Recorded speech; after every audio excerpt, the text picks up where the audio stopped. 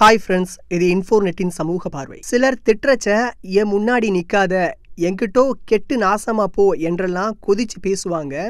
இப்படி திட்டக்கூடாது என்கிறது சாஸ்திரம். என்னதான் நம்ம வீட்டு குழந்தை நம்ம பொண்டாட்டின்னு இருந்தாலும் திட்டுறதுலையும் ஒரு நியாயம் வேணுங்க. அந்த காலத்தில் பெற்றோர்கள் கோபத்தில் குழந்தைகளை திட்டும்போது கூட அமங்கலமான வார்த்தைகளை கலக்காம அதில் தர்மத்தை கடைப்பிடிச்சாங்க. நாசமத்து போ என்பது அதில் ஒரு வார்த்தை. நாசமற்று நல்லா இருக்கணும் என்பதுதான் இதனுடைய மீனிங். வீடு ஃபுல்லாக இங்கேயும் அங்கேயுமா பொருட்களை குமிச்சு போடுறாங்கல்ல குழந்தைகள், அந்த குழந்தைய பார்த்து உன் கல்யாண கையை வச்சுக்கிட்டு சும்மா இருக்க மாட்டியா, இப்படி தான் கோபிச்சு திட்டுவாங்களாம். இதற்கு ஒரு காரணமும் இருக்குது. ஒருவருடைய வீட்டு வாசலிலும் வீட்டு தெய்வமான கிரகலட்சுமி கண்ணுக்கு தெரியாமல் இருப்பதாக ஐதீகம் இருக்கு. நாம் சொல்லும் ஒவ்வொரு வார்த்தைக்கும் அப்படியே ஆகட்டும் என்று ஆசியளிப்பவள் அவள்தானா. அதனால தான் கோபத்தில் கூட தவறான வார்த்தைகளை சொல்லக்கூடாது அப்படின்னு சாஸ்திரம் சொல்லுது. ஸோ இந்த தகவல் உங்களுக்கு பிடிச்சிருந்தா லைக் பண்ணுங்கள், கமெண்ட் பண்ணுங்கள், ஷேர் பண்ணுங்கள். எங்கள் சேனலை மறக்காமல் சப்ஸ்கிரைப் பண்ணுங்கள்.